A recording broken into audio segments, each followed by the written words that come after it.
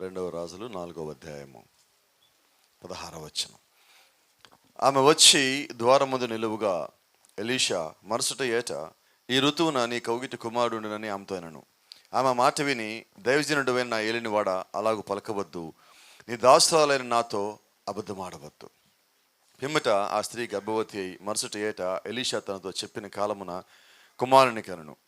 ఆ బిడ్డ ఎదిగిన తరువాత ఒకనాడు కోత కోయి వారి వద్దనున్న తన తండ్రి దగ్గరికి పోయి అక్కడ ఉండగా, వాడు నా తలపోయినే అని తన తండ్రితో చెప్పాను.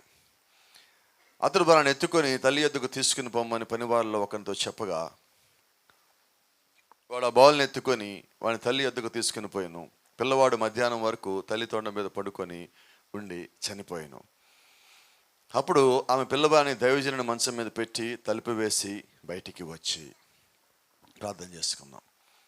జీవం గల దేవా, జీవాధిపతి నాయన, సాయంకాల సమయంలో మరోసారి ఒక లేఖనం సమీపిస్తుండగా చదవబడిన లేఖనంలో నుంచి మాతోను సూటిగా తేటగా స్పష్టంగా మాట్లాడి ఈ గడియకు మాకు ఏదైతే కావాల్సిందో దాన్ని దయచేయమని, మా యొక్క స్థితిని మా యొక్క స్థానం తెలియజేయమని ప్రభువైన యేసుక్రీస్తు నేను శ్రేష్టమైన నామములో ప్రార్థిస్తూ ఉన్నాం. Amen. Amen. God bless you. దయచేసి కూర్చుందాం.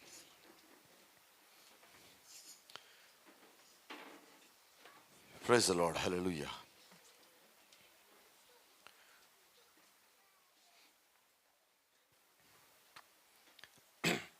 మరి ఖచ్చితంగా మనం నివసిస్తున్న ఈ గడికి సంబంధించిన మాటలు ఇది. మరి కొంచెం కఠినంగానే ఉన్నప్పటికీ మనం దీన్ని తీసుకునే వారిగా ఉన్నాం. కొద్దిసేపు మనం ఎక్కువసేపు దేవుడు ఎలా నడిపిస్తాం అంతవరకు వెళ్దాం. అదే కొంచెం లోతుకి వెళ్ళాలి నేను ప్రయాసపడతా ఉన్నా. ప్రభు చిత్తమైతే, మరి దేవుని చిత్తమైతే ఒక అంశం మాట్లాడదాం. ప్రవక్త సంఘమును దర్శించే సమయమునకు సంఘం యొక్క స్థితి. ప్రవక్త సంఘం దర్శించే సమయానికి సంఘం యొక్క స్థితి.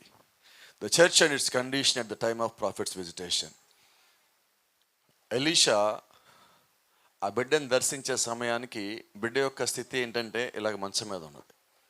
ఆ మంచం మీద ఉన్నది ఎవరో కాదు కానీ నేటి యొక్క సంఘం అయి ఉన్నది. సంఘం యొక్క స్థితి అది. ప్రవక్త వచ్చాక ఏమైంది అన్నది మనకు తెలుసు. వచ్చేసరికి సంఘం యొక్క స్థితి ఏంటంటే అలాగున్నది. అంటే కదలేని స్థితిలో, గడ్డగట్టిపోయి, ఉలుకు లేక, పలుకు లేక, పని చేయలేక, ఏ స్థితి లేక అది ఒక నిర్జీవంగా అక్కడ పడి ఉన్నది. అయితే అది పలకబడిన మాట అయి ఉన్నది. అంతకుముందు ఎలీషా ఆమెతో ముందుగా చెప్పాడు, కుమారునికి అంటావని. ఎప్పుడు కూడా చనిపోయే కుమారుని ఇవ్వడు దేవుడు, అది మనం నమ్ముతున్నాం. సో దేవుడికి ఒక ప్లాన్ ఉన్నది. కానీ ఆ ప్లాన్లో ప్రవక్త వచ్చి పరిచయం చేసినప్పుడు అది ఇంకా ఘనమైనదిగా మారటానికి దేవుడు ఒక ప్లాన్ చేసుకుని ఉన్నాడు. ఆ ప్లాన్ ప్రకారమే దేవుడు ముందుకెళ్తాడు. అయితే దేవుడు సృష్టించినప్పుడు దేవుని యొక్క సంఘం ఇలాగ లేదు, అంత బాగానే ఉన్నది.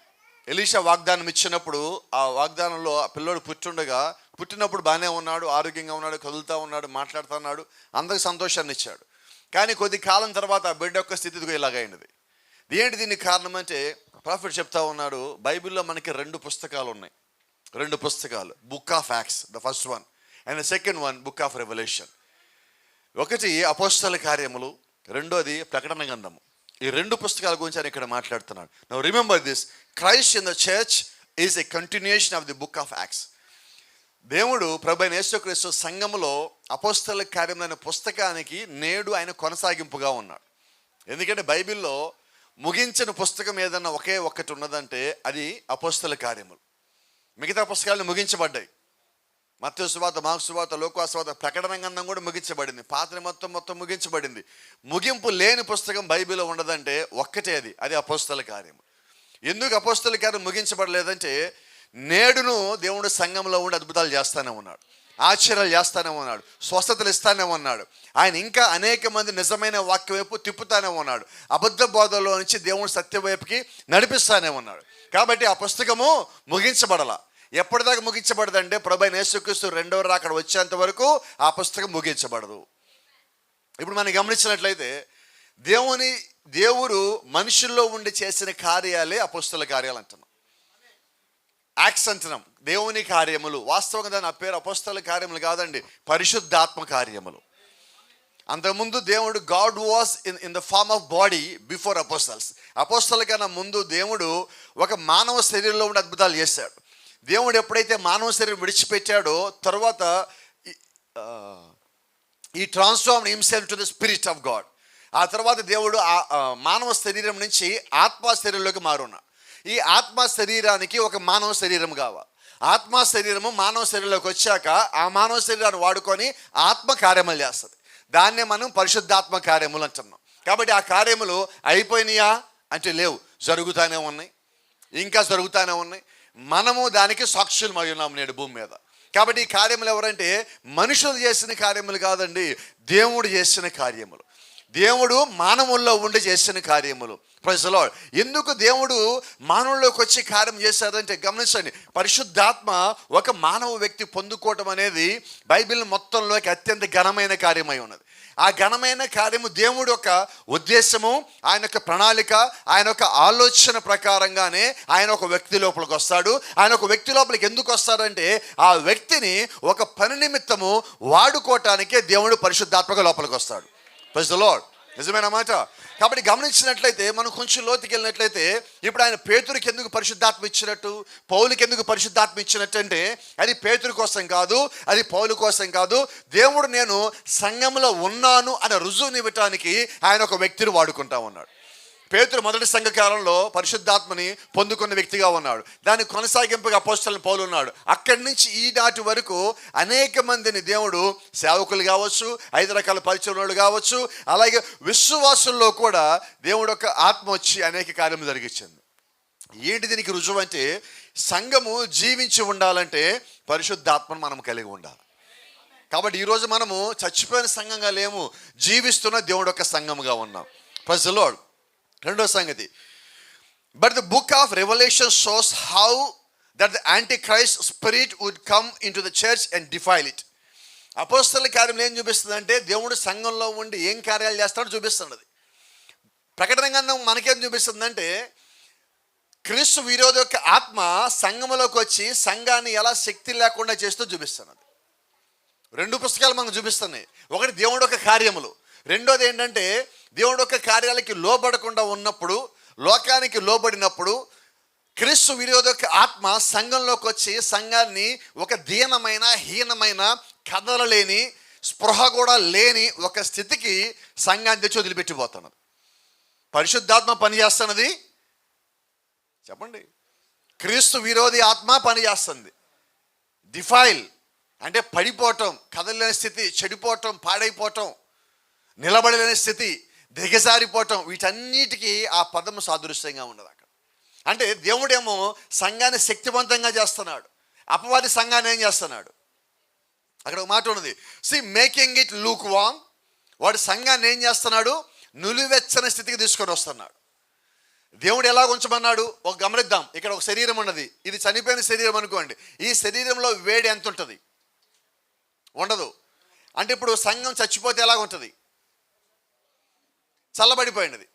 కానీ ఇందాక మనం మాట్లాడుకుంటున్నట్టుగా పొద్దున కూడా నిన్న కూడా మాట్లాడుకున్నాం, ఆదివారం క్రైస్తవులు అంటున్నాం. ఏంటి ఆదివారం క్రైస్తవులు? అంటే బ్రదర్ కూడా ప్రార్థన చేస్తే మనం ఆదివారం క్రైస్తవులుగా ఉండకుండా అంటున్నాడు. ఏంటి ఆదివారం క్రైస్తవులు? మనం ఆదివారం మన లోపలికి వేడి వస్తుంది, ఆదివారం మన లోపలికి మంట వస్తున్నది, మిగతా రోజులు చచ్చిపోయి పడుకుంటున్నాం. ఇప్పుడు మనం ఎటువంటి క్రైస్తవులు అవుతాం? అలాగనే ఉంటుంది నులివెచ్చని. అని ఇప్పుడు సంఘం ఏ స్థితిలో ఉన్నది? నులివెచ్చని స్థితిలోకి సంఘాన్ని తెచ్చింది ఎవరు? క్రీస్తు విరోధి ఆత్మ. వాడు ఎందుకు అలా చేశాడో చెప్పనా? ప్రభుత్వం చెప్తా ఉన్నాడు, ఫార్మల్ అండ్ పవర్లెస్. ఇప్పుడు సంఘాన్ని వాడు చేసిన పనులు ఒకటే, శక్తిహీనురాలను చేశాడు. దేవుడు కార్యాలు చేసిన దేనికి? నేను సంఘంలో ఉన్నాను, శక్తి నేను సంఘానికి ఇచ్చాను అన్నాడు. మేడగదిలో దేవుడు సంఘానికి ఏమి ఇచ్చాడు? పైనుంచి శక్తిని పొందుకునేంతవరకు కిందకి దిగద్దు.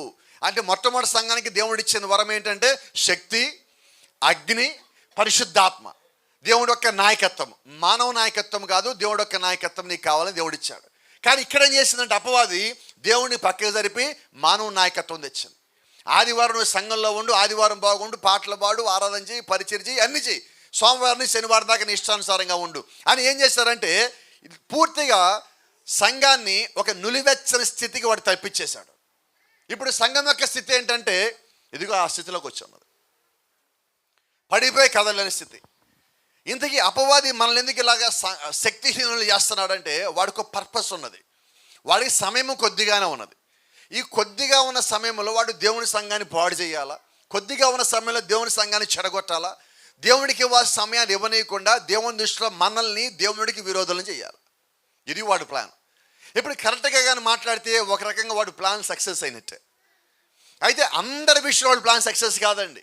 నిన్న మాట్లాడుకున్నాం మనం. దేవుడు ఎవరినైతే పిలిచాడో వారికి దేవుడు పరిశుద్ధాత్మనిచ్చాడు. ఆయన పిలుచుకున్న వారిని నీతిమంతులుగా చేశాడు. ఎవరు నీతిమంతులుగా చేసుకున్నాడో వారిని మహిమపరుచుకున్నాడు.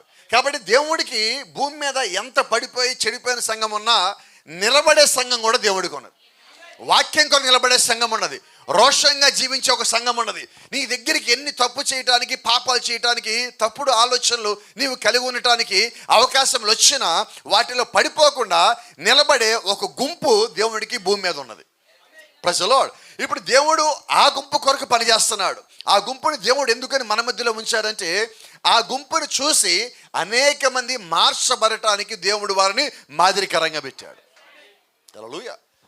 ఎందుకంటే నిజమైన దేవుని సంఘం అయితే ఒక దేవుడి బిడ్డను చూసినప్పుడు, దేవుడు ఆత్మచేత పిలువబడిన ఒక వ్యక్తిని చూసినప్పుడు ఆ వ్యక్తిని వెంబడించాలనుకుంటారు. ఎందుకంటే అక్కడ వ్యక్తిని కాదండి, ఆ వ్యక్తిలో ఉన్న దేవుడు యొక్క నాయకత్వాన్ని చూసి వెంబడించాలని కోరుకుంటారు. ఆ పరిశుద్ధాత్మను వెంబడించాలని కోరుకుంటారు. వెంబడించినప్పుడు వారును ఒక దినం దాన్ని పొందుకునే వారై ఉంటారు. దాని నిమిత్తము దేవుడు కొద్ది మందిని ఎన్నుకున్నాడు. మేడగదిలో 120 మందిని ఎన్నుకున్న దేనికంటే ఆ 120 మంది దేవుడి చర్చ్ కాదండి. ఆ 120 మందితో దేవుడు తన చర్చిని ప్రారంభించున్నాడు. ఈ కాల ప్రవక్త అంటున్నాడు, దేవుడు మేడగదిలో తన మొట్టమొదటి సంఘాన్ని కట్టున్నాడు. ఆ కట్టినప్పుడు ఆ సంఘాన్ని ప్రారంభించడానికి పరిశుద్ధాత్ముడే కిందకు వచ్చున్నాడు అన్నాడు. అంటే మొట్టమొదటి సంఘం ప్రారంభించింది పరిశుద్ధాత్ముడే. మరి మొదటి సంఘకాలాన్ని ప్రారంభించింది పరిశుద్ధాత్ముడైతే 7 సంఘకాలాలు ప్రారంభించాల్సింది ఆయనే, 7 సంఘకాలాన్ని ముగించాల్సింది కూడా ఆయనే. కాబట్టి ప్రతి సంఘకాలంలో ఉన్న ఆత్మే ఈరోజు నేడు మనతో పాటు ఉన్నది. Praise the Lord. గమనించండి, write down to the time he is cast into the lake of fire, he fights that he cannot stand it. వాడు దానిలో పడేసేంత వరకు, ఆ అగ్నిలో వాడిని పడేసేంత వరకు వాడు ఏదో రకంగా సంఘాన్ని చెడగొట్టే పని మాత్రం ఆపడు. వాడి పని చెడగొట్టడమే. నేను ఎప్పుడు చెప్తా ఉంటాను తరచుగా సంఘంలో, మళ్ళీ మా జ్ఞాపకం చేస్తాను ఈ రాత్రి. అపవాది ఎవరైతే దేవునిలోకి వచ్చి బలంగా ఎదిగితే నాకు అపాయకరం అనుకుంటాడో వాళ్ళల్లో బలహీనతలు పెడతాడు. వాడికి భయం అది. వాళ్ళని వాక్యానికి వ్యతిరేకం చేస్తారు, వాళ్ళ సాక్ష్యాన్ని వ్యతిరేకంగా చేస్తారు, వాళ్ళ జీవితాన్ని వ్యతిరేకంగా చేస్తాడు. ఎందుకని చేస్తారంటే వాళ్ళు దేవుడికి పనికి రాకుండా చేయటం వాడి ఒక ఉద్దేశం. ఇది వాడు ప్లాన్. దాన్ని మనం ముందే గుర్తెరిగితే దాంట్లో వచ్చి మనం బయటికి రాగలుగుతాం.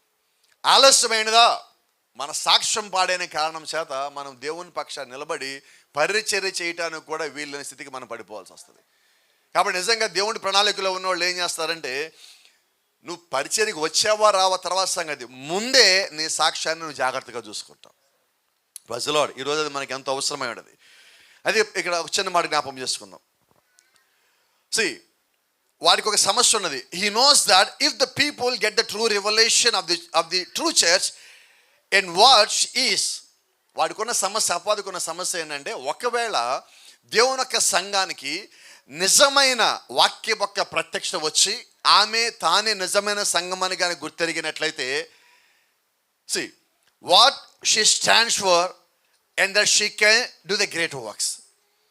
ఆమె తన స్థానం తెలుసుకొని తను కలిగి ఉన్న నిజమైన ప్రత్యక్షతగా పొందుకున్నట్లయితే భూమి మీద అందరికన్నా గొప్ప కార్యములు ఆమె చేయగలదు.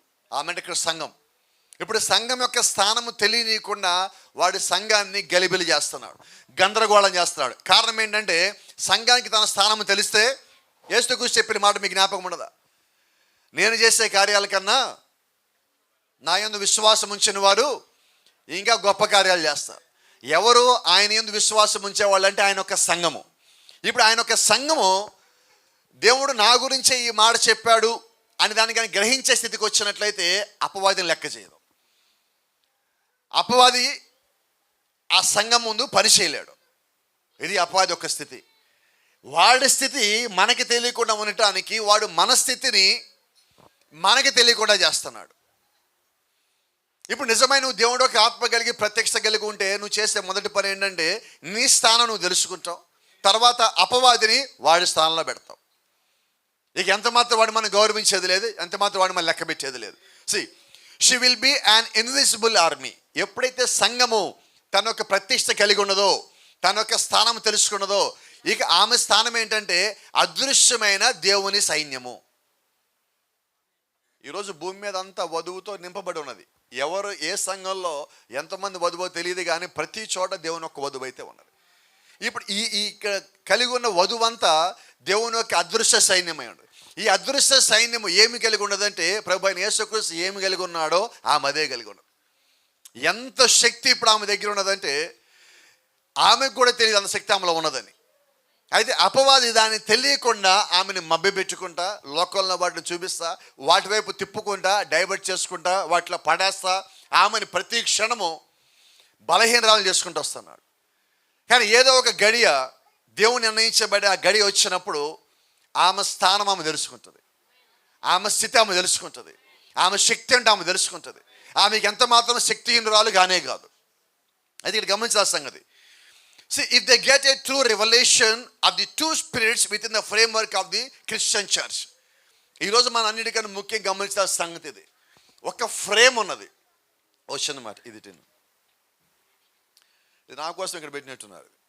ఇది మొత్తం కనిపించినట్లయితే మీకు ఒక ఫ్రేమ్ కనిపిస్తుంది, చుట్టూ దవన ఫ్రేమ్ ఉన్నది. అయితే ఈరోజు దేవుని యొక్క సంఘం కూడా ఈ ఫ్రేమ్ లోపలే ఉన్నది. ఈ ఫ్రేమ్ కానీ మీరు గమనించినట్లయితే ప్రాఫెట్ చెప్తా ఉన్నాడు, ఈ ఫ్రేమ్ లోపల క్రైస్తవ సంఘం ఉన్నది. ఈ క్రైస్తవ సంఘంలో 2 రకాల ఆత్మలు ఉన్నాయి. ఈ 2 రకాల ఆత్మలు ఎక్కడనంటే ఈ ఫ్రేమ్ లోపలే ఉన్నాయి. నిజమైనది ఇక్కడే ఉన్నది, చెడిపోయినది ఇక్కడే ఉన్నది, చెడగొట్టేది ఇక్కడే ఉన్నది. ఇప్పుడు ఏం జరిగిందంటే ఈ 2 కలిసిపోయి ఒకే దాంట్లో ఉన్న కారణం చేత ఏది నిజమైందో ఏది అబద్ధమైందో తెలియటం. యేసుక్రీస్తు దేవుడు కాదంటే వాడు విరోధానికి తెలిసిపోతుంది అమ్మటే. అయితే ఇప్పుడు వాడు ప్లాన్ ఏంటంటే యేసుక్రీస్తు దేవుడు కాదని చెప్పడం. యేసుక్రీస్తు దేవుడు అని చెప్తాడు, కానీ నిన్ను వాక్యానికి పూర్తి వ్యతిరేకమని చేస్తాడు. దాన్ని బట్టి మనకి ఏమర్థం అవ్వాలా?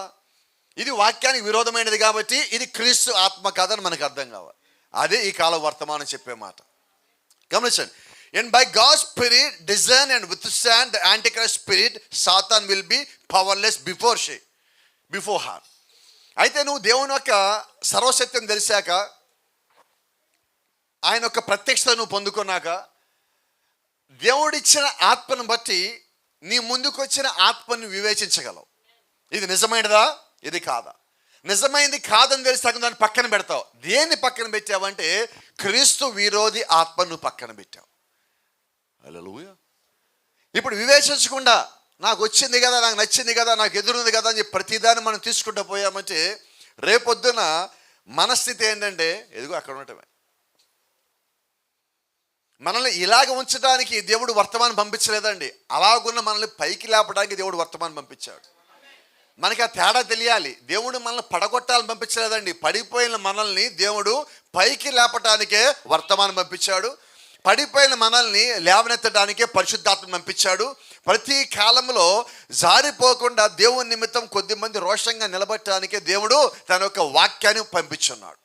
ప్రతి కాలం దర్ ఇస్ ఎ పర్పస్. అదే ఇక్కడ ప్రాఫెట్ చెప్తారు, వై క్రైస్ట్ స్పీక్, మొరపెట్టిన పలుకుమన్న వర్తమానంలో here is the world in it's condition. ఇక్కడ ప్రపంచము దాని యొక్క స్థితిని చూడండి. There is a nation in it's condition, దేశం దాని యొక్క స్థితిని చూడండి. There is a women in the condition.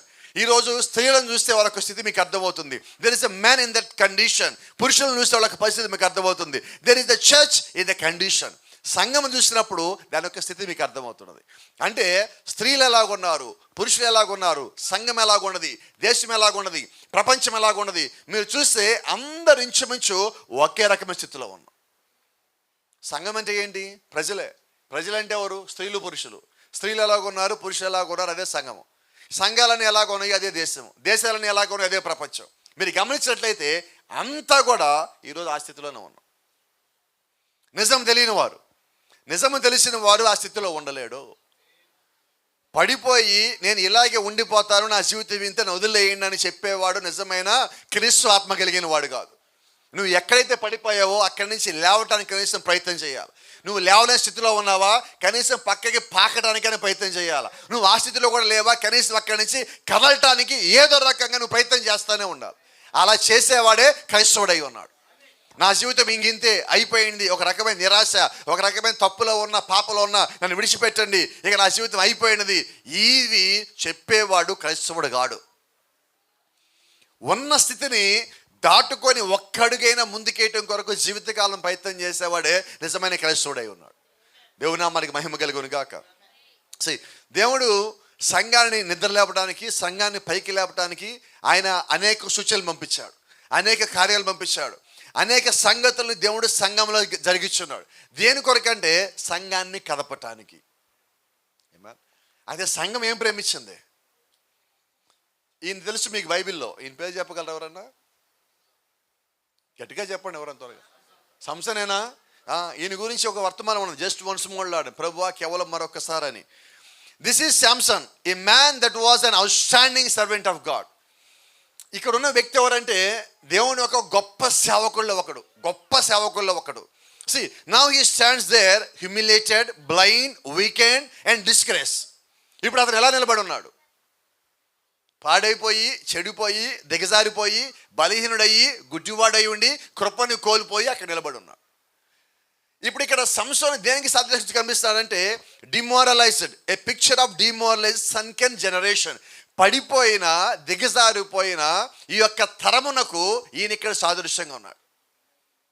ఎవరు మళ్ళా? దేవుని యొక్క గొప్ప సేవకుల్లో ఒకడు. ఇలా మాట్లాడుకుందాం, మరి గొప్ప సేవకుడి పరిస్థితి ఎలాగుంటే మరి విశ్వాసుల సంగతి ఏంటి?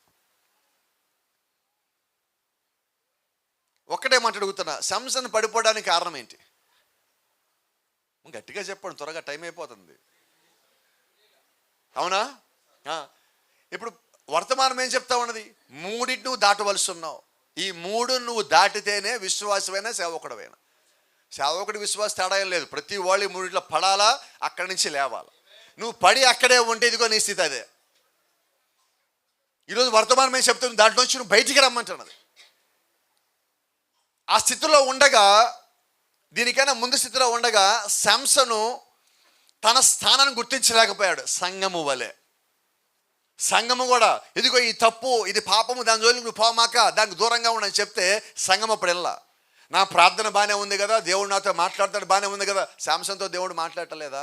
శాంసన్ ఆత్మ దేవుడి మీదకి రావట్లేదా? శాంసన్ యుద్ధం చేయటం లేదా? మరి శాంసన్ స్థితి ఏంటి ఇలాగున్నది? ఈరోజు సంఘంతో దేవుడు మాట్లాడటం లేదా? సంఘంలో దేవుడు కార్యం చేయటం లేదా? మరి సంఘం యొక్క స్థితి ఎందుకు ఇలాగుంటున్నది? కారణం ఏంటంటే పూర్తిగా నీ హృదయాన్ని దేవుడికి ఇవ్వలేకపోవటం. ద మెయిన్ రీజన్ ఇస్, గమనించండి, it's a picture of a nation that has lost its hold with God. ఇక్కడ ఇది దేనికి సాదృశ్యంగా ఉన్నదంటే ఒక దేశం మీద దేవుడు తన చేతిని తీసివేస్తే అది ఎటువంటి స్థితికి పోతుంది అన్నది చూపించడానికి ఇది ఒక సూచన అయి ఉన్నది. నిజమేనా? See, it's a picture of a church that's lost its hold on God's word. దేవుని యొక్క వాక్యం యొక్క ప్రభావం నుంచి తొలగిపోయిన తర్వాత ఇది సంఘం యొక్క స్థితి. అంతేనా? ఈరోజు మనం కూడా దేవుని యొక్క వాక్యం నుంచి కానీ పక్కకి తొలగిపోతే మన స్థితి కూడా అదే. నేను ఎప్పుడు మీకు చెప్తా ఉంటా, మనం అపవాదికి దొరికితే వాడు చేసే మొట్టమొదటి పని ఏంటో తెలుసా? మనల్ని గుడ్డోళ్ళని చేయటం. ద ఫస్ట్ థింగ్, నేను వాక్యాన్ని చూడనీయుడు, పరిశుద్ధాత్మను చూడనీయుడు, నేను దేవుడితో నడవనీయుడు, వాడే నిన్ను పట్టుకుని నడిపించాలని చూస్తాడు. గుడ్డోని చేసింది వాడు, నిన్ను గుడ్డోని చేసింది వాడే నడిపిస్తానంటాడు. ఎందుకంటే వాడిని దేవుడి వైపు నడిపించేవాడైతే అసలు గుడ్డోడిని చేయడం. చాలా జాగ్రత్త. See, that's what Samson represented here, humiliated, broken. He was in a terrible condition as he sat there or stood there. అక్కడ నిలబడి ఎలా ఉన్నాడంటే శాంసన్ ఇప్పుడు ఎంత హీన స్థితికి వచ్చేసాడంటే, సంసను ఇజ్రాయెల్ మొత్తం నడిపించాలా, కానీ సంసన్ స్థితి ఏంటి? నన్ను ఎవడన్నా నడిపించాలని సంసన్ కోరుకుంటున్నాడు. He suppose to lead all Israel, he suppose to be a judge to Israel, but now he standing for a support, is looking for a support to someone lead him. ఎవరో ఒకరు Samson నడిపించడం కొరకు Samson ఎదురు చూస్తున్నాడు. మీరు Bible చదివినట్లయితే ఒక చిన్న పిల్లోని సంసన్ అడిగాడు. జ్ఞాపకం ఉండదా? ఈ యొక్క ఆడిటోరియం మొత్తం దేని మీద ఆనుకొని ఉన్నదో నన్ను అక్కడ తీసుకెళ్ళి అని చెప్పి ఒక చిన్నపిల్లని అడుగుతున్నాడు. ఏంటి శాంసన్ పరిస్థితి? ఈరోజు నిజంగా బలమైన దేవుని యొక్క సంఘం పరిస్థితి ఏంటి? ప్రతి దానికి ఎక్కడో చోట ఆధారపడ్డా. నువ్వు మాదిరై ఉన్నావు, నువ్వు ఇంకొకరి మీద ఆధారపడటం కాదు, నీ మీద అనేక మంది ఆధారపడవలసి ఉన్నారు. వాస్తవంగా సంసోను మీద ఇజ్రాయెల్ మొత్తం ఆధారపడి ఉన్నాడు. సంసోను దేవుడు పుట్టడానికన్నా ముందుగానే దేవుడు ఏర్పరచుకున్నాడు. నిజమేనా?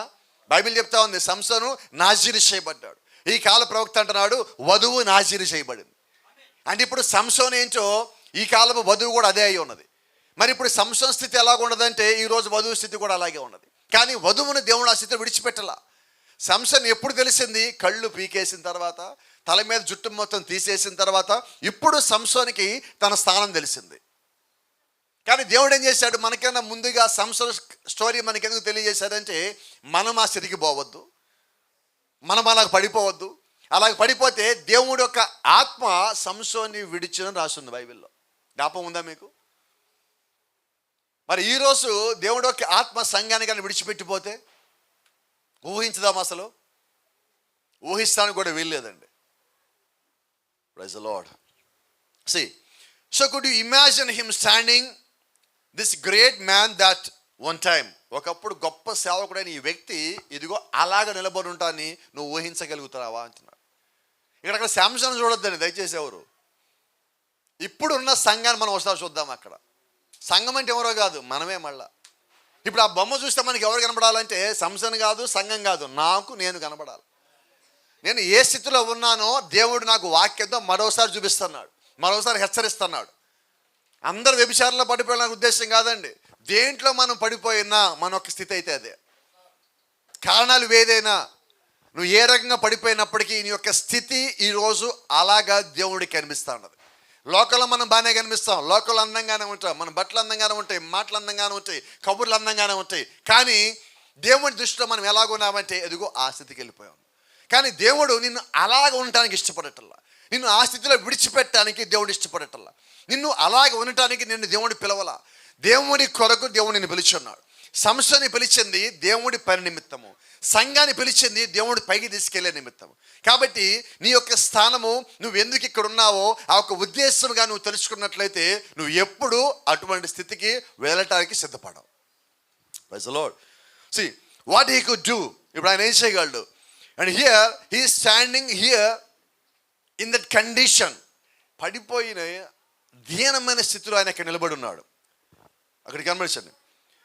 Broken, a symbol that I wanted to be declared tonight. ఒక మొక్కలైపోయి చిన్న భిన్నం అయిపోయిన దానికి అది ఒక సూచన కనిపిస్తుంది. దేవుడి దగ్గర నుంచి కృపను కోల్పోయి, దేవుడి యొక్క శక్తిని కోల్పోయి, దేవుడు తన యొక్క హస్తాన్ని సంఘం నుంచి తీసేస్తే సంఘం యొక్క స్థితి అది. కింద ఒక మాట రాసిన చూడండి.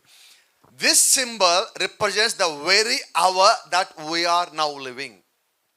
ఆ ఒక పిక్చర్ ఏం చూపిస్తుందంటే ఈ గడియలో మనం ఎటువంటి గడియలో జీవిస్తున్నామో ఆ గడియని అది సూచిస్తుంది అంటున్నాడు. నిజమే కదా మాట? ఎస్సా నోనా? ఎవరేం మాట్లాడలేదు. మరి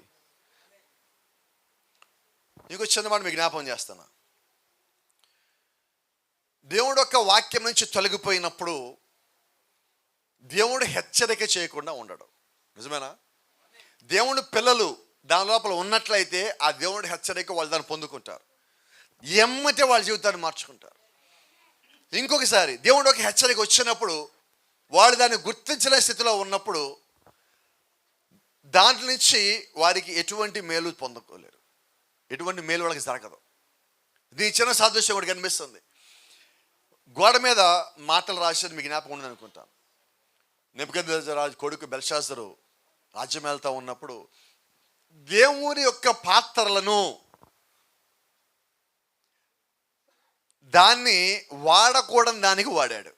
నిజమైన మాట? ఏ పాత్రలు సార్ అయ్యి? దేవుని పరిచయ నిమిత్తము ప్రతిష్ఠ చేయబడిన పాత్రని తన యొక్క దర్పాన్ని చూపించుకోవడానికి, తన యొక్క గర్వాన్ని చూపించుకోవడానికి, తన దగ్గర రాణులకు, అధిపతులకు, అధికారులకు ద్రాక్షరసం పోసి దాని లోపల తాగి చిందులేయటానికి, అపవిత్రం చేయటానికి వాళ్ళు ఏం వాడారో తెలుసా? యెరూషలేము దేవాలయంలో ప్రతిష్ఠ చేయబడిన బంగారు వస్తువులను పాత్రలు తీసుకొచ్చి దాంట్లో మద్యం మోసి తాగుతూ ఉన్నారు. జాగ్రత్త గుర్తుపెట్టుకోండి. ఆ పాత్ర ఎవరి నిమిత్తం ప్రతిష్ఠించారు? దేవుని నిమిత్తం ప్రతిష్ఠించారు. నిజమేనా? పరిశుద్ధముగా దేవుని నిమిత్తం ప్రతిష్ఠ చేశారు. ఇక ఆ పాత్రను దేని కొరకు వాడాలా? గట్టిగా చెప్పండి అందరు కలిసి. దేవుని కొరకేనా? రైట్. ఇప్పుడు దేవుని కొరకు వాడాల్సిన పాత్ర దాని లోపల చెడిపోయింది ఏదన్నా పోస్తే ఆ పోసిన వాడిని దేవుడు ఊరుకుంటాడా? ఊరుకోడండి. ఇప్పుడు దేవుడు ఏం రాశాడు గోడ మీద? మెనే మెనే టేకిల్ ఉఫార్సెస్. Praise the Lord. ఇప్పుడు ఒక చిన్న మాట అంటున్నా, ఇప్పుడు మనం ఎవరం దేవుని దృష్టిలో? గట్టిగా చెప్పండి. మనము దేవుని నిమిత్తము ప్రతిష్ఠించబడిన పాత్రలమై ఉన్నాం. నిజమేనా?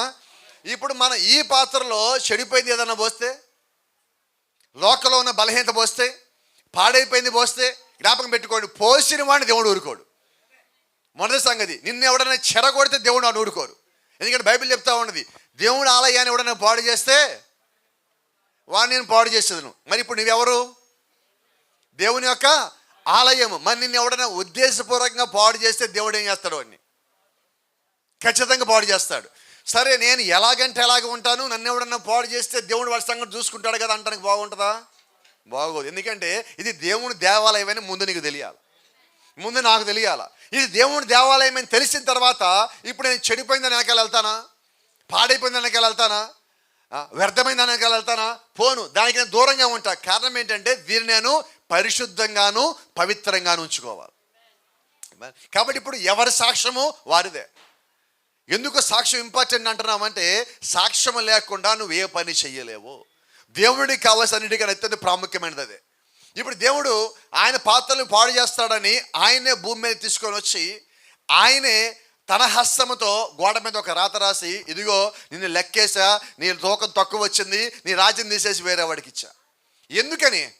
ఒక్క పాత్రని, దేవుని నిమిత్తం ప్రతిష్ఠించిన ఒక్క పాత్రని వారు వాడకూడని విధంగా వాడినప్పుడు దేవుడు ఏం చేశారంటే వాడి రాజ్యాన్ని వారిని తీసేశాడు అక్కడి నుంచి. మరి ఈరోజు ప్రభువైన యేసుక్రీస్తు నిమిత్తం ప్రతిష్ఠించబడిన వారిని ఎవరన్నా కానీ వ్యర్థానికి, వారి అవసరం నిమిత్తముగా, లోకరీతిగా, చెడ్డదానికి, పాపం నిమిత్తముగా వాడుకున్నట్లయితే మరి వారి సంగతి ఏమవుతుంది? చెప్పండి ఎవరన్నా గట్టిగా. ఇది ఏమి సాదృశ్యంగా ఉండదంటే, ఈ గడియ సంఘము జీవిస్తున్న దానికి ఇది సాదృశ్యమై ఉన్నది.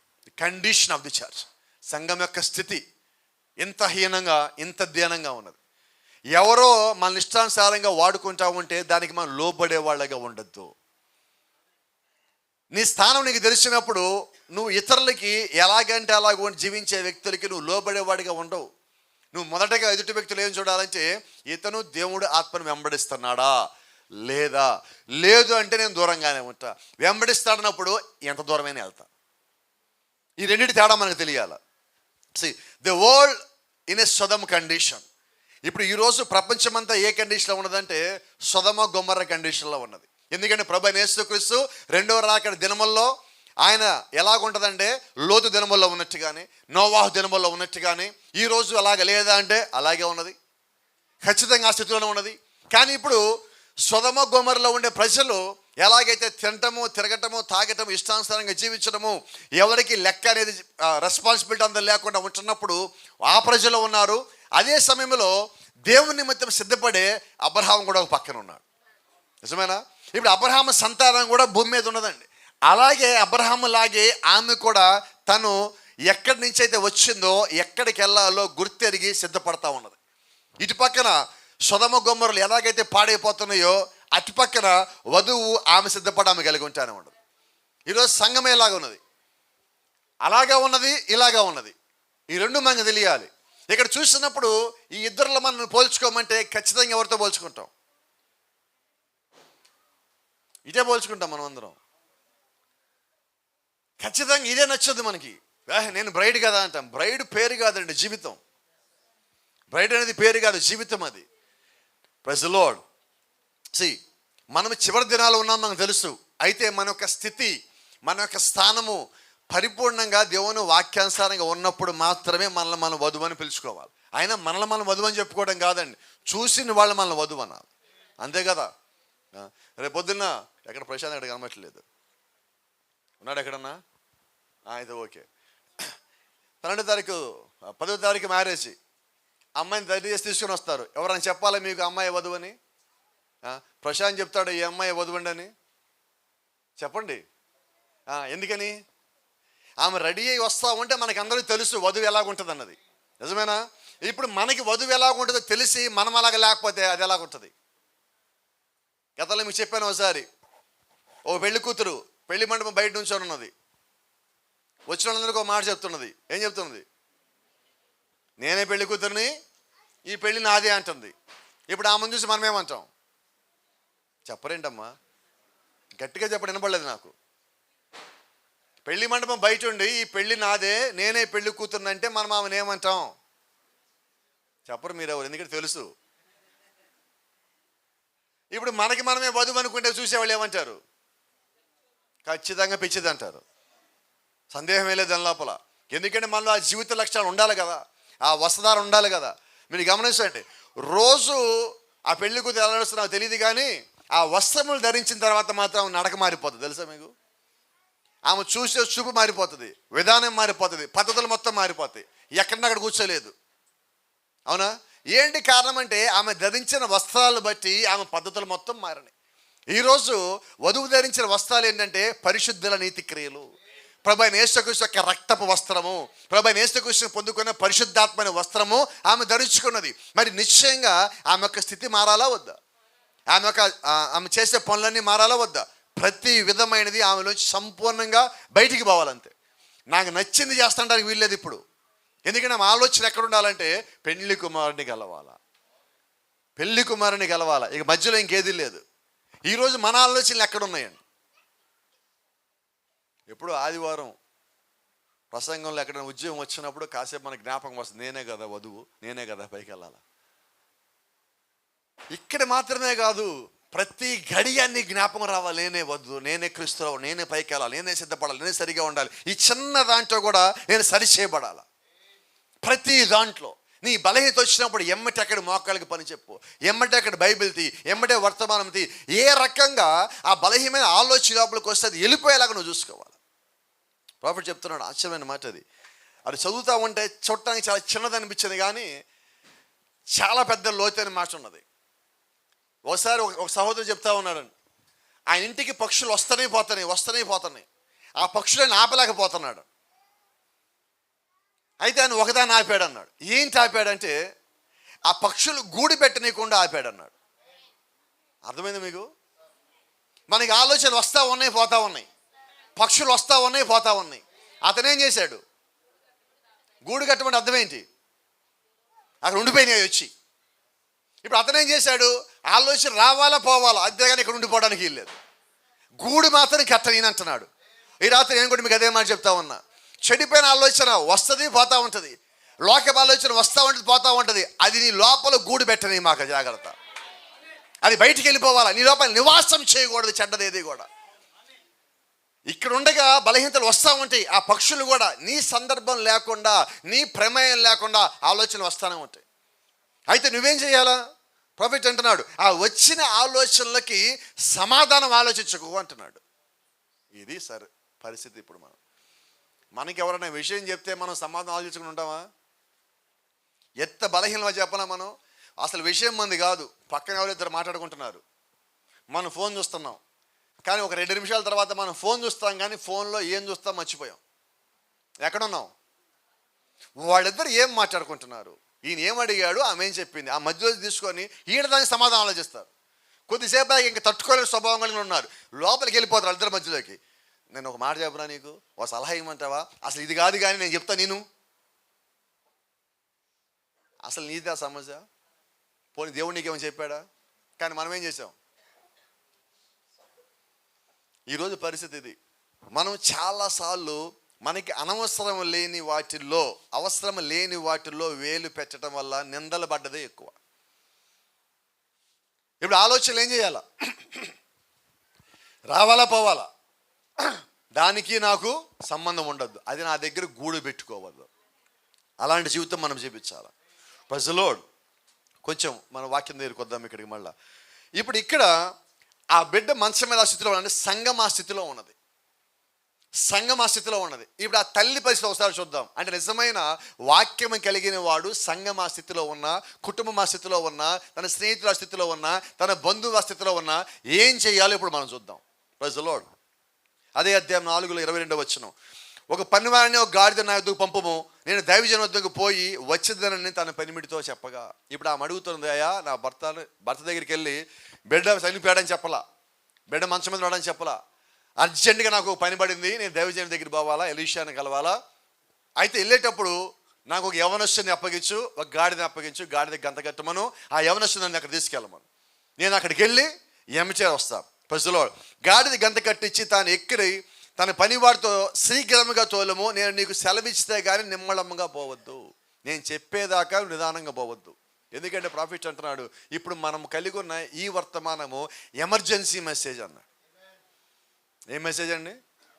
ఎమర్జెన్సీ మెసేజ్ అంటే నీకు తెలియగానే నువ్వు ఎమ్మటి ఇంకోటి తెలియజేయాలి, అది వర్తమానం. కానీ ఈరోజు మనమేనా ఉంటున్నాం, మనం ఇంట్లో పుస్తకం తీసుకెళ్ళి ఇంట్లో పైన పెడుతున్నాం, వర్తమాన పుస్తకం తీసుకెళ్ళి. ఈ పుస్తకం మనం ఏం చేయాలా? మనం ఇంకొకటికి అందించాలా, ఈ వర్తమానం ఇంకొకటికి అందించాలా, నువ్వు విన్నది ఇంకొకటికి అందించాలి. ఎందుకంటే ఇది ఎమర్జెన్సీ. ఎవడో చచ్చేవాడు మంచం మీద ఉన్నాడు, వాడిని పైకి లేపే వర్తమానం ఈరోజు నువ్వు కలిగి ఉన్నావు. ఇది అందించాలి కదా, అందించాల్సిన బాధ్యత ఈరోజు మన దగ్గర ఉన్నది. అంబులెన్స్ మన దగ్గర ఉన్నది, వర్తమానం మన దగ్గర ఉన్నది, 108 మనం కలిగి ఉన్నాం. దీన్ని తీసుకొని మనం బయటికి పోవాలి. ఇప్పుడు ఇది బ్రైడ్ టైం అండి. బ్రైడ్ ఎప్పుడు కూడా తన సమయాన్ని వృధా చేయదు.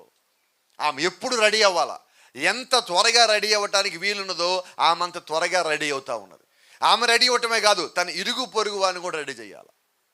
ఇదే సమయంలో మనం మాట్లాడుకున్నాం, ఒకే ఫ్రేమ్ వర్క్లో 2 ఆత్మలు ఉన్నాయి. ఇదే మాట్లాడుకున్నాం, ఒకే ఫ్రేమ్ వర్క్లో 2 ఆత్మలు ఉన్నాయి. ఇప్పుడు ఈమె దూరం నుంచి ఎలీషా చూసి, అదిగో శూన్యమేళాలు వస్తూ ఉన్నట్టున్నది, ఆమె దగ్గరికి పో గెహజీ, ఆమెను కనుక్కో, కుటుంబం అంతా బాగుందా లేదా అని. ఇప్పుడు గెహజీ వచ్చాడు, అంత బాగున్నారు అన్నాడు. నీ భర్త బాగున్నాడా? బాగున్నారు. నువ్వు బాగున్నావా? బాగున్నాను. నీ కుమారుడు బాగున్నాడా? బాగున్నాడు. ఇక్కడ ఏమంటున్నాడు? It is well, it is well, all is well, అంత బాగున్నది. అయితే ఇక్కడ రహస్యం ఏంటంటే, ఇప్పుడు ఈమె ఇక్కడ సంఘానికి సాదృశ్యమై ఉన్నది. ప్రాఫిట్ చెప్పినట్టుగా బైబిల్ మొత్తంలో స్త్రీ ఎక్కడున్నా కూడా ఆమె సంఘానికి సాదృశ్యమై ఉన్నది. ఇప్పుడు వచ్చిన వాడు ఎవడు? గట్టిగా చెప్పండి త్వరగా. గెహజీ అంటే ఎవరు? గెహజీ కూడా దైవజనుడే. గెహజీ కూడా దైవజనుడే, తెలుసా మీకు? మరి ఇప్పుడు వచ్చింది ఎవరు? ఆశ్చర్యం ఏంటంటే, ఇప్పుడు ఈమె ఆయనకి నిజం చెప్తుందా అబద్ధం చెప్తుందా? నిజమే చెప్తున్నది. ప్రాఫిట్ చెప్తా ఉన్నాడు, ఎవరు నిజమైన వాడో, ఎవరు నిజమైన దేవుడి ఆత్మ కలిగి ఉన్నారో లేదో సంఘం గమనిస్తున్నది అన్న. Praise the Lord. ఇప్పుడు ఈమె సంఘం అయితే ఈమె గెహజీలో ఉన్న ఆత్మ ఆమెకు తెలుసు. కానీ ఆమె వచ్చింది గెహజీ కొరకు కాదండి, ఆమె వచ్చింది ఎవరి కొరకు? ఎలీషాని కలవటానికి. ఇప్పుడు ఆమె ఏమంటుంది? బాగున్నావా? నేను బాగానే ఉన్నాను. మీరు గమనించినట్లయితే ఇదే విశ్వాసము పాత నిబంధనలో మనం అబ్రహాం దగ్గర చూస్తూ ఉన్నాం. అబ్రహాము కొండ మీదకి వెళ్ళి తన కుమారుని నిమిత్తం బలి అక్కడ దాకా తీసుకుని వచ్చి పని వాళ్ళని అక్కడ పెట్టి గాడిదల మీద ఉన్న కట్టెల మోపం తీసుకొని అక్కడున్న వాడితో అంటున్నాడు, ఇదిగో మేము పైకి పోయి బలి అర్పించి తిరిగి వస్తాము. ఇప్పుడు ఆమె ఏమంటుంది? చనిపోయిన కుమారుని మంచం మీద పడుకోబెట్టి మేము బాగానే ఉన్నామంటుంది. ఈయనేమంటున్నాడు? ఈయన బలి అర్పిస్తాను కానీ మేము మళ్ళీ తిరిగి వస్తాం అంటే ఈయన చనిపోవడం అర్థం. ఇక్కడ ఈ ఉద్దేశం ఏంటి? ఆ బిడ్డ చనిపోలేదు, మళ్ళీ తిరిగి లేస్తాడని ఉద్దేశం. మరి ఇప్పుడు నిజంగా ఆమె ఇప్పుడు అబ్రహాం సంతానం కాదా అంటున్నా? అబ్రహాం కలిగి ఉన్న విశ్వాసం కలిగి ఉండదా లేదా? మరి మనం కూడా సమస్య వస్తే ఎట్లాంటి విశ్వాసం కలిగి ఉండాలంటే నిశ్చయంగా అటువంటి విశ్వాసం కలిగి ఉండాలి. కంగారు పడద్దు, గాబరా పడద్దు, కన్ఫ్యూజన్ అయిపోవద్దు, మనం గందరగోళమై పక్కన గందరగోళం చేసేయద్దు. నిజమైన విశ్వాసం ఎప్పుడు నీ కష్టమైన పరిస్థితి వచ్చినప్పుడే నీలో నుంచి అది బయటకు వస్తుంది. దేవుని నామానికి మహిమ కలుగును గాక. కొంచెం ముందుకు వెళ్దాం. కొంచెం ముందుకు వచ్చిన తర్వాత ఆమె లోపలికి వచ్చి ఎలీషా కాళ్ళ మీద పడింది. కాళ్ళ మీద పడి అంటుంది, అయ్యా ఆ రోజు నీతో పలకలేదా నాతో అబద్ధం ఆడవద్దని. అంతేగాని మీరు అధ్యాయం మొత్తం చదివినా కూడా ఎక్కడ శూన్యమీరాలు వచ్చి తన కుమారుడు చనిపోయాడని చెప్పాల, ఎవరికి చెప్పాలా? ఆమెకు సంగతి తెలుసు, వచ్చినవాడు ప్రవక్త, మాట ఇచ్చినవాడు ప్రవక్త, ఆయనకి అన్నీ తెలుసు. కాబట్టి ఆయన చెప్పేదేంటి? నేను అక్కడికి వెళ్ళి కళ్ళ ముందు కనిపిస్తే నాలో ఉన్నదేంటో ఆయన తెలుసుకోగలుగుతాడు. ఎందుకంటే ఎలీషా మీద ఉన్నది ఎలీషా ఆత్మ కాదని, ఎలీషా మీద ఉన్నది ఏలి యొక్క ఆత్మని తెలిసే ఆమె ఇంటికి ఆహ్వానించి ఇల్లు కట్టి ఆ ఇంట్లో ఆయన పెట్టింది. ఆమేన్. ఆమె ఏదో ఆషామాషిగా ఆయన చేర్చుకోవాలా. ప్రాఫెట్ చెప్తా ఉన్నాడు, ఎలీషాల మీద ఉన్న ఆత్మ ఎలాగ పొందుకున్నాడో మొత్తం ఆమె తెలుసుకొని దాన్ని బట్టి ఎలీషాని తెచ్చి ఇంట్లో పెట్టుకున్నదన్నాడు. ఏమా అంటే ఈరోజు ఎవరో చెప్పారు నేను ప్రవక్త నమ్మటం కాదండి, ఎవరో చెప్పాను వర్తమానం నమ్మటం కాదండి. నువ్వు సమస్తము పరిశీలించి నువ్వు దాన్ని పొందుకున్నప్పుడు ఏ అబద్ధపు బోధ నిన్ను ఒక్క అంగుళం కూడా కదల్చలేదు.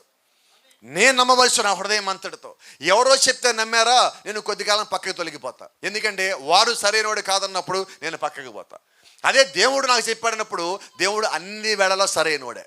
కాబట్టి ఆయన చెప్పింది సత్యం అన్నప్పుడు ఆ సత్యము నన్ను పరిపూర్ణంగా నడిపించేదై ఉంటుంది. ఏమాన్ కొంచెం ముందుకు వెళ్తా ఉన్నాను నేను. ఈయన గెహజీ. ఇప్పుడు గెహజీకి ప్రవక్త ఏం చేశారంటే ఒక దండం ఇచ్చి ఇది పట్టుకొని నువ్వు పోయి ఆ పిల్లోడు ముఖం మీద పెట్టి అన్నాడు. పిల్లోడు లేస్తాడు. ఇదంతా మనకు తెలిసిన కదే, అయినా మీకు జ్ఞాపకం చేస్తాను. ఇప్పుడు గెహజీ తీసుకున్నాడు, దండం తీసుకున్నాడు, బయటికి బయలుదేరగానే ఎలీషా ఒక మాట చెప్తాను, గెహజీ నిన్ను దారిలో ఎవడన్నా పలకరిస్తే నువ్వు ఎవ్వరికి పలకరించద్దు, నువ్వు తిరిగి సమాధానం చెప్పొద్దు. ఎందుకంటే గెహజీ ఎటువంటి విశ్వాసం కలిగి ఉన్నాడో పూర్తిగా తెలిసిన వాడు ఎలీషా. ఎంత విశ్వాసం ఉండదంటే చాలా కొద్దిగా విశ్వాసం ఉండదు. ఇప్పుడు ఆశ్చర్యమైన సంగతి చూడండి, గెహజీని పంపించింది ఎవరు? ఎలీషానే. అంటే ప్రవక్తే పంపించాడు. ఆ దండం ఇచ్చి చేతిలో పెట్టి పంపమంది ఆయనే. ఆ దండం పట్టుకోమన్నది ఆయనే. ఈ దండం తీసుకెళ్ళి పిల్లోడు ముఖం మీద పెట్టమని చెప్పింది ఆయనే. ఇప్పుడు అవన్నీ ఎలీషా చేశాడే కానీ పిల్లోడు ఎందుకు బతకలేదు? చెప్తారు ఎవరన్నా ఒక్కళ్ళన్నా? నాకు కారణం తెలియాలి కదా మనకి.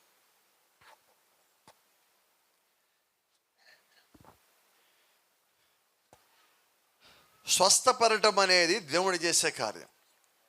ప్రవక్త అంటాడు అపవాది స్వస్థపరచలేడు అన్నాడు. మరి ఇప్పుడు స్వస్థత ఎవరు పరచాలి? దేవుడే రావాలి. ఇప్పుడు గెహజీకి దేవుడే వరం ఇవ్వలేదు, ప్రవక్త ఇచ్చాడు. కానీ గెహజీ మనసు సంపూర్ణమైన సమర్పణ కలిగి లేదు. సంపూర్ణమైన సమర్పణ కలిగి లేదు కాబట్టి దేవుడు గెహజీని వాడుకోలేడు. ఇప్పుడు దేవుడు గెహజీని పక్కన పెట్టాడు. ఎంతమంది పాస్టర్ అని చెప్పుకున్నా గెహజీ దేవుని దృష్టిలో పాస్టర్ కాదు. అవునా?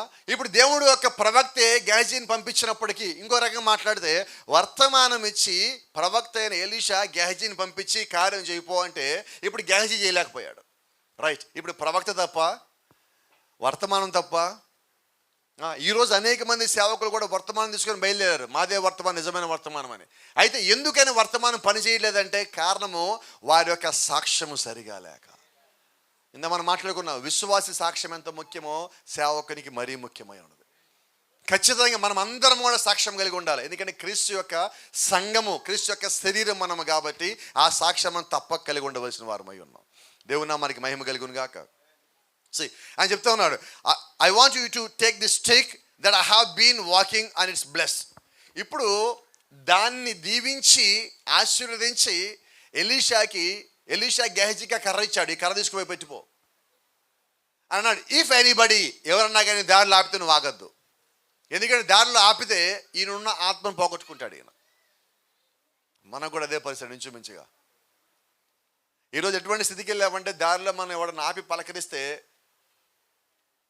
మనం ఆగి మాట్లాడిన తర్వాత మనం ఎక్కడికి వెళ్ళాలో మర్చిపోతున్నాం. కొద్ది టైం పడుతుంది గుర్తు చేసుకోవడానికి. ఏంటి కాల పరిస్థితి ఇప్పుడు అంటే ఇంచుమించుగా గెహజీ మైండ్ వచ్చేసింది. అవునా? కొన్నిసార్లు ఫోన్ తెస్తాం ఫోన్ చేద్దామని, ఎవరో మాట్లాడతారు 2 నిమిషాలు, మాట్లాడాక ఫోన్ ఇలాగ తెచ్చిపెట్టాం, మాట్లాడడం అయిపోయారు, వెళ్ళిపోయారు. ఇప్పుడు ఎవరికో నేను ఫోన్ చేద్దాం అనుకున్నానే, ఏమైంది? అదే ఇప్పుడు ప్రార్థనలో ఏంటి మన పరిస్థితి? చాలామంది ప్రార్థన కూర్చొని ఈరోజు ప్రార్థన చేయాలని ప్రార్థనలో కాసేపు కూర్చున్న తర్వాత వాళ్ళు ఎందుకు ప్రార్థనలో కూర్చున్నారు మర్చిపోతున్నారు. ఇదే సమస్య అంటున్నా. అంతే, మన ఆలోచన స్థిరంగా లేదండి. దేవుడే పరిపూర్ణంగా తిరగల, ఎక్కడో ఆలోచిస్తే అన్నిటినీ కలగలుపుకొని ఇగో ఈ డబ్బాలో మొత్తం పడేసి మిక్సీ చేస్తున్నాం. కలగపులగం అయిపోయింది లోపల మొత్తం. ఇక్కడ మిక్సింగ్ అయిపోయి ఏది మనం చేస్తున్నామో ఏది మనం మాట్లాడుతున్నామో అర్థం కాని స్థితికి మనం జారిపోయి ఉన్నాం. కానీ క్రీస్తులో మనం పరిపూర్ణంగా ఉండాలంటే నువ్వు చేసే ప్రతి ఒక్కటి నీకు పరిపూర్ణంగా ముందుకు తీసుకెళ్లేదిగా జ్ఞాపకం కలిగి ఉండాలి. పరిశుద్ధాత్మ వచ్చింది దేనికి? మనకున్న ఆత్మీయమైన మతిమరుపును తీసేయటానికి. పరిశుద్ధాత్మ దేవుడు ఇచ్చింది దేనికి? దేవుడు చెప్పిన సంగతులను మనకి తిరిగి జ్ఞాపకం చేయటానికి. Praise the Lord. See, this was the trouble today with the preachers. ఈరోజు సేవకులతో ఉన్న సమస్య అదే. That's what the trouble with the church members. సంఘ సభ్యులతో ఈరోజు ఉన్న సమస్య కూడా అదే. God give us a mission to carry it to the lost and dying. ఈరోజు దేవుడిని మనం అడగాల్సింది ఒకటే, నశించిపోయి చచ్చిపోతున్న వాడి దగ్గరికి ఈ యొక్క వర్తమానం తీసుకుని పోవాలా. For the resurrection to everlasting life. పునరుత్థానంలోంచి లేచి నిత్యత్వంలో మనం శాశ్వతంగా జీవించడానికి కావాల్సిన వర్తమానాన్ని దేవుడు మనకిచ్చాడు. దాన్ని మనం కలిగి ఉండాలి. మిగతా ఏది మనం కలిగి ఉండొద్దండి. ఆమేన్. ఈరోజు బిజీ ఏంటి? See, we have stopped and had social and charts and parties, tea parties, suppers and stitch and shoe and so and so. ఇవి ఈరోజు మనం కలిగి ఉన్నాం. కొంచెం కోపం వస్తుంది, పర్వాలేదా ఇవన్నీ చెప్పచ్చా తెలుగులో? ఇంగ్లీష్ చెప్పగానే అందరూ మెదలకుండా ఉన్నారు, తెలుగులో చెప్తే తిడతారు. చాటింగ్లు ఉన్నాయా లేవా? చాలా ఉన్నాయి. సోషల్గా కలవటాలు. ఈరోజు మా ఫ్యామిలీ అంతా కలుస్తామండి, గెట్ టుగెదర్ ఉంది. మా ఆఫీస్ అంతా కలుస్తామండి, మా కుటుంబాలన్నీ కలుస్తామండి, గెట్ టుగెదర్ కలుస్తామండి. ఏంటంటే ఇవి లోక సంబంధమైనవి. దాని తర్వాత పార్టీస్. ఈరోజు ఎక్కడికి వెళ్తున్నావు? ఏంటి డ్రెస్ తలతల మెరుస్తున్నాయి, మేము పార్టీకి వెళ్తున్నాం. క్రైస్తవుడికి పార్టీలు ఉన్నాయా అంటున్నా, కోపడం మాకండి. టీ పార్టీలు, సప్పర్స్, రాత్రి డిన్నర్ వాళ్ళ ఇంటికి పోతామండి ఈరోజు. ఇంకొకటి ఇప్పుడు అమ్మ కోపడం మాకు ఇటు పక్కన ఇచ్చిన stitch and shoe. Stitch and shoe అంటే మేమంతా తెలుసు అనుకుంటాను నేను. మాకు చెప్పండి మీరే, ఎక్కడ గుట్టించా? ఏం మాట్లాడుతున్నాం మనం? చర్చికి వచ్చి కూడా బట్టల గురించి మాట్లాడుకుంటాం మనం, అవునా? మాకు టైం ఎక్కడ దొరుకుద్దని మరి ఇక్కడే కలిసేది మాట్లాడుకోవద్దా? ఏంటి ఆలోచనలు అంటున్నా? ఇవన్నీ లోక సంబంధమైనవి కాదా?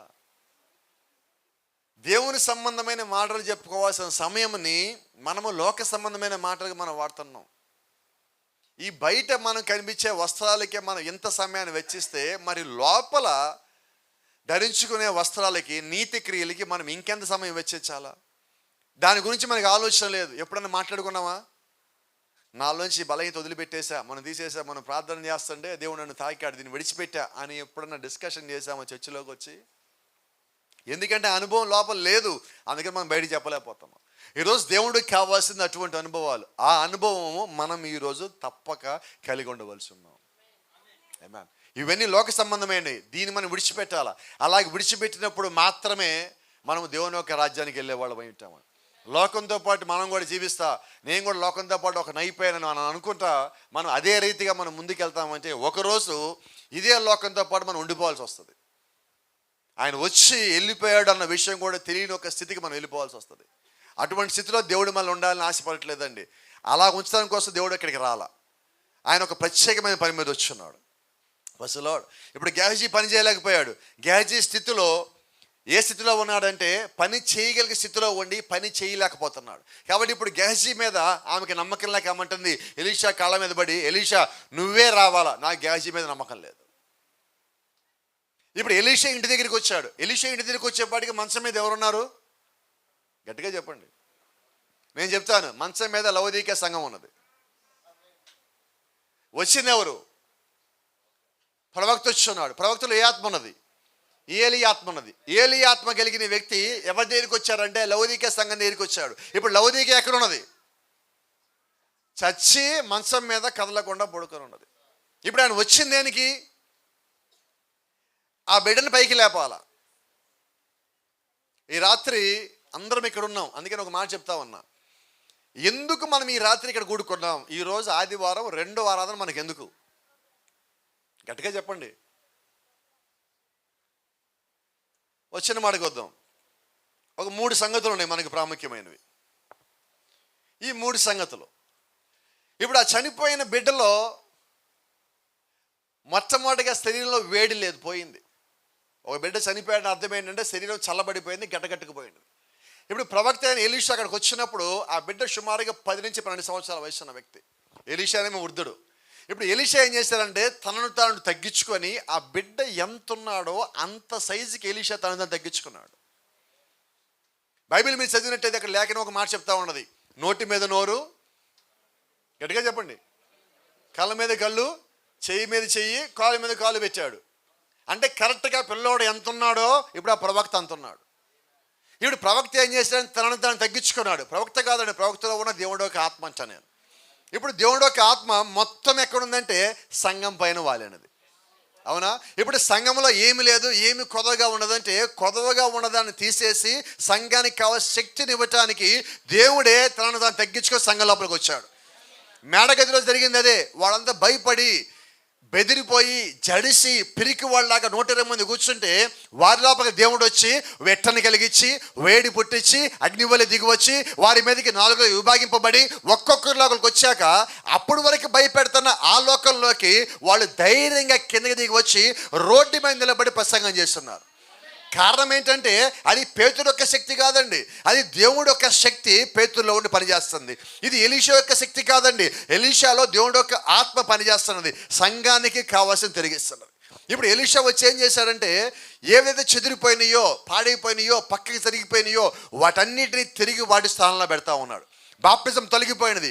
ప్రభు అయిన యేసుక్రీస్తు బాప్టిజాన్ని తండ్రి కుమారులకు మార్చున్నాడు. ఆయన తీసుకొచ్చి మళ్ళీ దాని స్థానంలో పెట్టున్నాడు.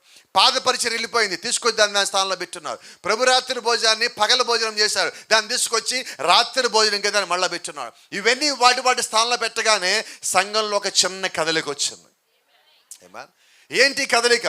సంఘం ముందుకు పోవటానికి, సంఘం పైకి లేవటానికి ఏం కావాల్సి ఉన్నాయో దేవుడు అన్నిటిని తిరిగి వాటి స్థానంలో పెట్టున్నాడు. అంటే ఈరోజు దేవుడు సంఘము పడిపోవటానికన్నా ముందు ఎలాగున్నదో ఆ స్థానంలో పెట్టున్నాడు అన్నిటిని. దాన్నే మనం ఏమంటామంటే రెస్టోరేషన్, పునరుద్ధరణ. పడిపోయిందని పైకి లేపుతున్నాడు. ఈ పిల్లోడిని కాకుండా ఆయన వేరే వాళ్ళు ఆపలేదండి, ఆ పిల్లోడిని పైకి లేపున్నాడు. చచ్చిపోయిన సంఘాన్ని దేవుడు పైకి లేపున్నాడు. ఎహెజ్కేలుని దేవుడు ఆ లోయలోకి తీసుకుపోయినప్పుడు వేరే ఎముకలను పైకి లేపలా, ఆల్రెడీ అంతకుముందు జీవించి చనిపోయిన ఎముకలు ఏవైతే ఉన్నాయో వారినే మళ్ళీ తిరిగి పైకి లేపున్నాడు. అలాగే ఈరోజు దేవుడు అందరినీ పిలవటల్లా, ఆయన ముందు నిర్ణయములు ఎవరైతే ఉన్నారో వారు భూమి మీదకి వచ్చుండగా నిర్ణయించబడిన వారిని, ముందుగా పిలవబడిన వారిని ఆయన నీతిమంతులుగా చేసుకొని ఆ నీతిమంతుల్ని ఆయన మహింపరుచుకుంటున్నాడు, వేరే వాళ్ళని చేయటల్లా. కాబట్టి ఈరోజు దేవుడు ఆయన యొక్క ప్రణాళికలో ఉన్న వారితోనే ఆయన సంధిస్తున్నాడు, కానీ వేరే వాళ్ళతో ఆయన సంధించట్లేదు. కారణం ఏంటంటే ఆయన ఒక ఆలోచనలో ముందు ఎవరున్నారో వారిని మాత్రమే దేవుడు ముందుకు నడిపిస్తూ ఉన్నాడు. ఇప్పుడు చిన్న మాట, కొంచెం ముగింపుకి వస్తున్నా. గమనించినట్లయితే ఆ పిల్లోడు ఎప్పుడైతే ఎలీషా ఆయన్ని తను తగ్గించుకుని ఆయన మీద పడుకున్నాడు, ఆ పిల్లోడి మీద శరీరం వేడి కలిగినది. శరీరం వేడి కలిగినప్పుడు ఆ పిల్లోడు ఎంబడే కళ్ళు తెరవాల. బైబిల్ చెప్తా ఉన్నది ఆ పిల్లోడు 7 సార్లు తుమ్మిన తర్వాత అప్పుడు కళ్ళు తెరిచాడు అని. నిజమైన మాట? Amen. So filled with the Holy Spirit, పరిశుద్ధాత్మ నింపబడాలి. దానికి సంబంధించి ఒక చిన్న మాట ఉంది, until the spirit of God come on him. Elisha అంతకుముందు ఒక పని చేశాడు. ఆ పిల్లోడి మీద మంచం మీద ఉండగా ఎల్లగానే ఆ పిల్లోడి మీద పడుకున్న పిల్లోడి కదల్లా. ఈయన అటు ఇటు తిరిగాడు, ఆ మూల నుంచి ఈ మూలకి మొత్తం తిరిగి మళ్ళా వచ్చి పడుకున్నాడు. ఏం జరిగిందంటే దేవుడు యొక్క ఆత్మ ఆయన మీదకి రావాల్సి ఉన్నది. దేవుడు ఒక చోటకి ప్రవక్తను పంపించాడంటే దేవుడు ఒక ఆత్మ నడిపిస్తే తప్ప ఏ ఒక వ్యక్తి అక్కడికి పోలేడు. దేవుడే కానీ పంపిస్తే దేవుడు కార్యం చేయకుండా అక్కడి నుంచి రాడు. ఇప్పుడు ప్రవక్తలు ఒక ఉద్దేశపూర్వకంగా ప్రవచనం ఇచ్చాడు, ఆ ప్రవచనం యొక్క నెరవేర్పు అక్కడ జరిగినది. ఆ ప్రవచనము దేవుడి నుంచే వచ్చింది అని చెప్పాలంటే ఇప్పుడు ఆ పిల్లోడు లేకపోతే మనం మాట్లాడే సంఘము తిరిగి లేవాల్సి ఉన్నది. ఆమేన్.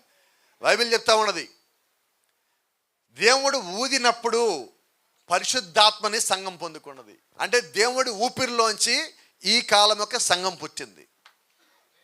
ఆమేన్. మరి దేవుడు ఊపిరి ద్వారా పుట్టబడిన సంఘము చచ్చిపోయే మంచం మీద ఉంటుందా? ఉండదండి. ఎవరు లేపాలా? ఆయనే లేపాలా. ఆత్మనిచ్చేవాడు ఆయనే సంఘమును పైకి లేపాల్సి ఉన్నాడు. బైబిల్ చెప్తా ఉన్నది హి స్నీజ్డ్ 7 times and came to life. 7 సార్లు తుమ్మిన తర్వాత అప్పుడు ఆ పిల్లోడి లోపలికి మళ్ళా తిరిగి జీవం వచ్చింది. హల్లెలూయా. ఏ జీవము? కొత్త జీవం ఏది రాలేదండి. ఇప్పుడు ఆ పిల్లోడు వేరే వాళ్ళలాగా ప్రవర్తించట్లా, అంతకుముందు ఎలాగున్నాడో ఇప్పుడు మళ్ళీ ఆ పిల్లోడు అలాగే ప్రవర్తిస్తాడు. అయితే తేడా ఏంటంటే ఇప్పుడు ప్రవక్త ద్వారా పైకి లేపబడ్డాడు. Praise the Lord. నిజమైన మాట. కొంచెం ముందుకు వెళ్తున్నాం, ముగింపుకు వచ్చేస్తున్నాను నేను. టెస్టిమనీ వర్తమానంలో the babies flesh got warm. ఆ పిల్లవాని శరీరము వెట్ట కలగగా అని ఉంటుంది తెలుగు బైబిల్లో, వేడి కలగగా. అంటే ఇప్పుడు సంఘమున్న నులివెచ్చని స్థితి నుంచి ఆ పిల్లోడు ఏ స్థితికి వచ్చాడు? ఎలాగొచ్చాడు? ప్రవక్త ద్వారా వచ్చేది అంటున్నాం. అయితే ప్రవక్త ద్వారా కాదండి వచ్చింది, ప్రవక్తలో ఉన్న ఆత్మ ద్వారా. ఇప్పుడు ప్రవక్తలో ఉన్న ఆత్మ అంటే దేవుని యొక్క ఆత్మ ఆ పిల్లవాళ్ళ లోపలికి వచ్చినప్పుడు ఆ పిల్లవాళ్ళ కదలికి వచ్చింది, ఆ వేడి వచ్చింది. అంటే సంఘము చల్లబడిపోయే స్థితిలో దేవుడు తన ఎంపిక చేసుకొని ఒక సేవకుని పంపిస్తాడు. ఆ సేవకులో దేవుడు తన ఒక వాక్యాన్ని, తన ఒక వర్తమానాన్ని, తన ఒక ఆత్మని పెట్టి పంపిస్తాడు. ఎవరైతే చేర్చుకున్నారో వారు దాన్ని పొందుకుంటారు. అందుకని బైబిల్ చెప్తా ఉన్నది, ప్రవక్తని చేర్చుకున్నవాడు ప్రవక్త ఫలాన్ని పొందుకుంటాడు, సేవకుడిని చేర్చుకున్నవాడు సేవకుని ఫలాన్ని పొందుకుంటాడు. అంటే మనం ఎవరిని చేర్చుకుంటే వారి ఫలాన్ని పొందుకుంటాం. ఇప్పుడు మనం ప్రభువుని యేసుక్రీస్తుగా చేర్చుకుంటే ఖచ్చితంగా ఆయన ఒక ఫలాన్ని పొందుకుంటామని. ఫలము పొందుకోకుండా మనం ఉండము. నిశ్చయంగా దేవుడు ఏం ఏర్పాటు చేశాడో ఆ ఏర్పాటు చేసేది మనం పొందుకునేదాకా దేవుడు మనల్ని విడిచిపెట్టిపోడు. ప్రజలోడు అయితే ఇప్పుడు సమస్య ఇప్పుడు జరిగే సంగతి ఏంటంటే, దేవుడు సంఘాన్ని పైకి లేపాడు. ప్రవక్త వచ్చిన తర్వాత సంఘం పైకి లేచింది. చచ్చిపోయిన స్థితిలోంచి ఇప్పుడు సంఘం పైకి లేచింది. మీరు గమనించినట్లయితే వాక్యం అక్కడ, ఆయన సంఘాన్ని లేపి వాళ్ళ అమ్మకి అప్పచెప్పి అక్కడ నుంచి వెళ్ళిపోయాడు. నిజమేనా? బైబిల్ చదువున్నారా? తర్వాత మీరు గమనించండి, ఆమె ఆ పిల్లవాడిని తీసుకుని అక్కడి నుంచి బయలుదేరి వెళ్ళిపోయినది. ప్రవక్త అక్కడి నుంచి వెళ్ళిపోయి ఉన్నాడు. Praise the Lord. ఇప్పుడు ఆ పిల్లోడు నడిచి వెళ్ళగలుగుతున్నాడు, ఆ పిల్లోడు జీవించగలుగుతున్నాడు. కారణం ఏంటంటే చనిపోయినప్పటికీ దేవుడు పైకి లేపున్నాడు. అవునా? ఇప్పుడు సంఘము కూడా ఒకప్పుడు చనిపోయిన స్థితి, అయితే ఇప్పుడు చనిపోయిన స్థితి కాదు. సంఘం ఒకవేళ మంచం మీద పడుకున్నది కదలికెళ్ళాక, అయితే ఇప్పుడు అలా కాదు. ఇప్పుడు మనం ఎలాగున్నామంటే కదిలే స్థితికి వచ్చాం, నడిచే స్థితికి వచ్చాం, మాట్లాడే స్థితికి వచ్చాం. దేవుడు యొక్క కార్యములు సంఘములో జరిగే స్థితికి మనం వచ్చున్నాం. ఇప్పుడు ఎక్కడో కాదు కార్యం జరిగినది, సంఘము లోపల. సంఘం అంటే ఎవరు? మనమే. మనమంటే ఎవరు? నేనే. ఇప్పుడు దేవుడి కార్యాలు ఎక్కడ జరిగినాయి అంటే అది నా లోపలే జరిగినది, ప్రతి ఒక్కరి లోపల జరిగినాయి. ఇక్కడ ప్రతి కుటుంబంలో దేవుడు ఏదో రకమైన ఆశీర్వాదం ఇచ్చాడు, ఏదో రకమైన స్వస్థ ఇచ్చాడు. నేను ఉన్నానని మీతో పాటు ఒక రుజువుని దేవుడు మనకి ఇచ్చున్నాడు. నిజమేనా? ఇప్పుడు దీన్ని బట్టి మనం ఏమి కలిగి ఉండాలంటే, మనం ఏ స్థితిలో కూడా నిరాశ కలిగి ఉండొద్దు, నిస్సహాయత కలిగి ఉండొద్దు. ఆశ్చర్యమైన సంగతి ఏంటో తెలుసా? శూన్యమీరు అలా పిల్లోడిని మంచం మీద పడుకోబెట్టి బయట గడబెట్టి వెళ్ళిపోయింది. ఆమె ఒక్క కన్నీటి బొట్టు కూడా ఏడవల. ఆమెకు నమ్మకం, ఆయన నాకు మాట ఇచ్చాడు, ఆ మాట వ్యర్థంగా పోదు, ఖచ్చితంగా ఈ పిల్లోడు తిరిగి పైకి లేస్తాడు. ఇప్పుడు దేవుడు ఒక ఉద్దేశం కూడా ఏంటంటే ఈ సంఘం తిరిగి పైకి లేస్తుంది. అయితే సంఘం తిరిగి లేవటానికి ఒక సమయం పట్టింది. ప్రాఫిట్ దేవుడు ఎందుకు పంపించాడు? పైకి లేవటానికి. ఇప్పుడు సంఘం పైకి లేచిన తర్వాత ఇంకా ఎన్నడూ కూడా మళ్ళీ తిరిగి పాత బలహీనతలో సంఘం పడద్దు. అపోస్తలుల మేడగదిలో ఆత్మను పొందుకున్నాక వాళ్ళు పడిపోయింది ఎక్కడ ఉన్నదా? వాళ్ళు జారిపోయింది ఎక్కడ ఉన్నదా? వారు చెడిపోయింది ఎక్కడ ఉన్నదా? వారు చేసే తప్పుడు క్రియలు ఏమైనా ఉన్నాయా అంటే ఏమీ లేవు. ఎందుకో తెలుసా? వారు పరిశుద్ధాత్మ స్వాధీనంలోకి వచ్చున్నారు, దేవుడు యొక్క నడిపింపులోకి వచ్చున్నారు, దేవుడు యొక్క నాయకత్వం కింద ఉన్నారు. ఆ నాయకత్వం కింద వారు ఉండగా వారు తప్పు చేయలేరు, పాపము చేయలేరు. ఈరోజు పాపాన్ని ప్రోత్సహించే సేవకులు కూడా ఉన్నారు. ఇప్పుడు లేడు ఒక ఆయన భూమి మీద, మరి ఆయన గురించి చెప్పట్లా, పేరు చెప్పట్లా, కానీ ఆయన చెప్పిన మాట ఒకటి చెప్తా, ఎంత తప్పు మాట చెప్పాడని చెప్తా ఉన్నా.